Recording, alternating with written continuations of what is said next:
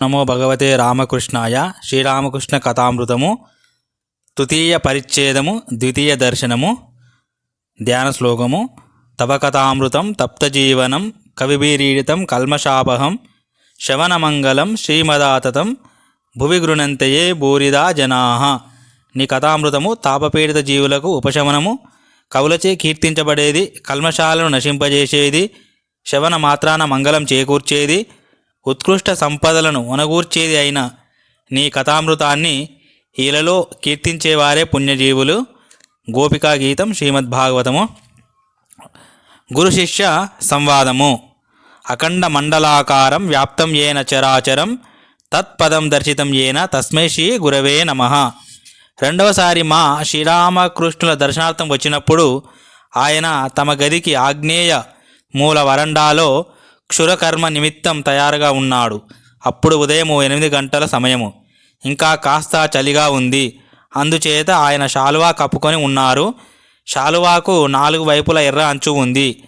మాను చూడగానే, ఓ వచ్చావా, మంచిది, ఇక్కడ కూర్చో అన్నారు.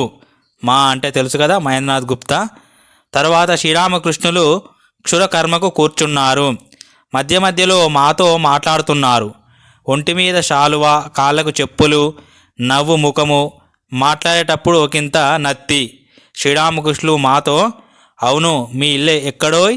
మా కలకత్తాలోనండి. శ్రీరామకృష్ణులు, ఇటుకేసి ఎక్కడికి వచ్చావు? మా ఇక్కడ బారానగర్లో మా అక్కగారి ఇంటికి వచ్చాను. ఆయుర్వేద వైద్యుడు ఈశాన్ గారి ఇల్లు. శ్రీరామకృష్ణులు, ఓహో, ఈశాన్ ఇల్లా? కేశవ్ ఎలా ఉన్నాడు? చాలా జబ్బు చేసిందట. మా నేను అలాగే విన్నాను. బహుశా ప్రస్తుతం కులాసాగానే ఉన్నారనుకుంటాను. శ్రీరామకృష్ణులు, నేను కేశవ్ కోసం అమ్మ జగజ్జననికి కొబ్బరి బోండాం, చక్కెర మొక్కుకున్నాను. వేకువనే నిద్ర నుండి మేలుకవ రాగానే తల్లి వద్ద విలపించేవాణ్ణి, కేశవ్ జబ్బు నయం చేయి తల్లి. కలకత్తాకు వెళ్ళినప్పుడు కేశవ్ లేకుంటే మరెవరితో మాట్లాడగలను? అందుకే కొబ్బరికాయ, నీరు, చక్కెర సమర్పిస్తానని మొక్కుకున్నాను. అది సరే, కుక్కు దొర కలకత్తాకు వచ్చి ప్రసంగాలు ఇస్తున్నాడట కదా, నీకు తెలుసా?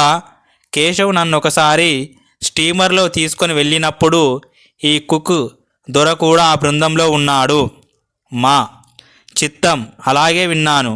కానీ నేను ఆయన ప్రసంగం వినలేదు. నాకు ఆయన గురించి ఎక్కువగా తెలియదు. శ్రీరామకృష్ణులు, ప్రతాపుడి సోదరుడు ఇక్కడికి వచ్చి కొన్ని రోజులు ఉన్నాడు. పనిపాట ఏమీ లేవు, ఇక్కడే ఉండిపోతానన్నాడు.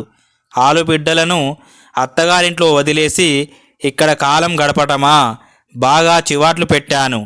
నీ ఆలుబిడ్డలను పొరుగింటి ఎల్లమ్మ పుల్లమ్మ పెంచుతారా? సిగ్గుచేటు. భార్యాబిడ్డలను ఇతరులు పోషిస్తారా?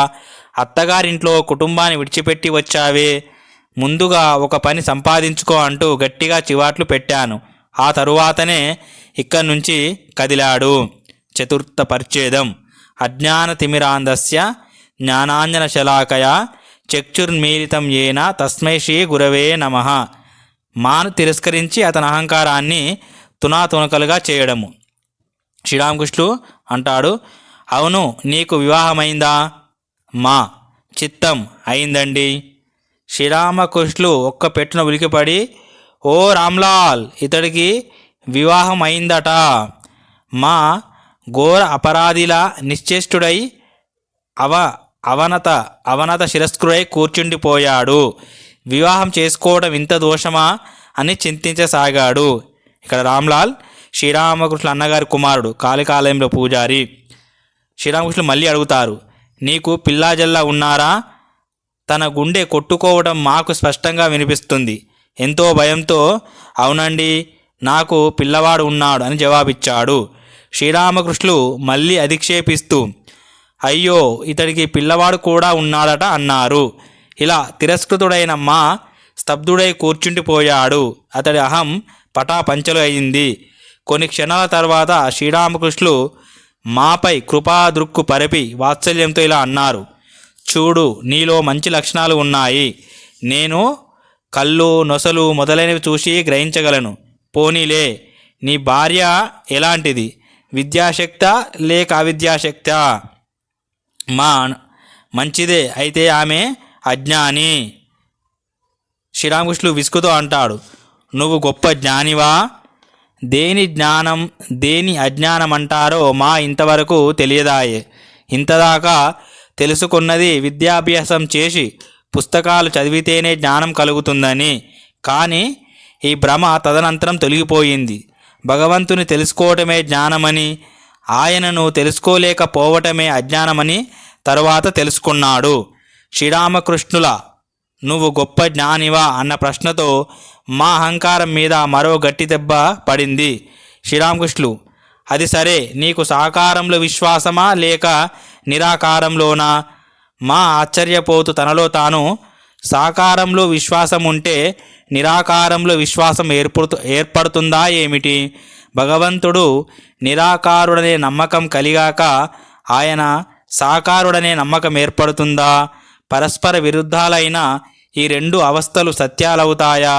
సాధారణ పదార్థాన్ని ఒకదాన్ని తీసుకుందాము. పాల రంగు తెలుపు, అది నలుపు అవుతుందా? శ్రీరామకృష్ణులతో మా అంటాడు, నిరాకారమండి, ఇదే నాకు ఇష్టం. శ్రీరామకృష్ణులు అంటాడు, మంచిది, ఏదో ఒక దానిలో విశ్వాసం ఉంటే చాలు. నీకు నిరాకారంలో విశ్వాసం, ఇది మంచిదే. కానీ కేవలం ఇదే సత్యం, తక్కినవన్నీ మిథ్య అని మాత్రం భావించవద్దు. నిరాకారము సత్యమే అని, అలాగే సాకారము సత్యమే అని తెలుసుకో. నిరాకారం ఎలా సత్యమో సాకారము అలాగే సత్యం సుమా. నీకు దేని మీద విశ్వాసమో దాన్నే అంటిపెట్టుకొని ఉండు. రెండూ సత్యమనే మాటను మాటికి ఆలకించి మా ఆశ్చర్యపోయాడు. ఈ మాట తను చదివిన పుస్తకాల్లో లేదే. అతడి అహంకారం మూడవసారి దెబ్బతింది, కానీ ఇంకా పూర్తిగా కాదు. అందుచేత మళ్ళీ తర్కించేందుకు కాస్త ముందంచ వేశాడు. మా అంటాడు, అయ్యా, భగవంతుడు సాకారుడని విశ్వాసం కుదిరింది, కానీ అతడు మట్టి బొమ్మ కాదు కదా. శ్రీరామకృష్ణులు, నువ్వు ఏమంటున్నావు? మట్టి బొమ్మ ఎందుకు అవుతాడోయ్? చిన్మయ ప్రతిమ. మా చిన్మయ ప్రతిమ అనే పద ప్రత్యేకతను అర్థం చేసుకోలేకపోయాడు. అందువల్ల శ్రీరామకృష్ణులతో ఇలా అన్నాడు, కానీ చూడండి, మట్టి ప్రతిమలను అర్చించే వారికి ఇది భగవంతుడు కాదు అని వివరించాలి. పూజిస్తున్నప్పుడు వారి మనస్సులో భగవద్భావన ఉండాలి. మట్టి ప్రతిమ కాదు, మట్టిని పూజించకూడదు. శ్రీరామకృష్ణులు విసుగ్గా, మీ కలకత్తా వాసులకు ఇదొక ఉబుసుపోక అయిపోయింది. లెక్చర్లు ఇవ్వటం, ఇతరులకు బోధించడం ఒక వృత్తిగా మారిపోయింది. భలే మాట, నీకే తెలిపేవాళ్ళు లేరు, నువ్వు పోయి ఇంకొకరికి చెప్పటమా? జగన్నాథుడే అందరికీ తెలుపుతాడు. ఎవడైతే ఈ జగత్తును సృష్టించాడో, సూర్య చంద్రులను, జీవ జంతువులను సృష్టించాడో, జీవులకు ఆహారం సంపాదించుకునే దారి కల్పించాడో, బిడ్డలను పెంచి పెద్ద చేయడానికి తల్లిదండ్రులు సృష్టించి వారిలో వాత్సల్యం నింపాడో ఆయనే బోధిస్తాడు. ఇన్ని ఏర్పాట్లు చేసినవాడు ఈ ఏర్పాటు మాత్రం చేయలేడా ఏమిటి? అవసరమైతే ఆయన తెలియజేస్తాడు. ఆయన అంతర్యామి కదా. మట్టి ప్రతిమను పూజించడం పొరపాటైతే ఆ విషయం ఆయనకు తెలియదా? తననే ఆరాధిస్తున్నారని ఎరుగడా? ఆ పూజతోనే ఆయన తృప్తి చెందుతాడు. ఆ తలనొప్పి నీకెందుకు? నీ సంగతి నువ్వు చూసుకో. నీకు ఏ రీతిలో భక్తి కలుగుతుందో, జ్ఞానం ప్రాప్తిస్తుందో దాని నిమిత్తం ప్రయత్నించు. దీనితో మా అహం తునకలైపోయింది. అతడు లోలోన ఇలా ఆలోచించసాగాడు, ఈయన చెబుతుందంతా వాస్తవమే. ఇతరులకు బోధించబోవటం నాకెందుకు? నేను భగవంతుని గురించి తెలుసుకున్నానా, లేక నాకు ఆయన మీద భక్తి కలిగిందా? ఉట్టికెక్కలేని అమ్మ స్వర్గానికి వెళుతుందట. ఎంత వెర్రితనము!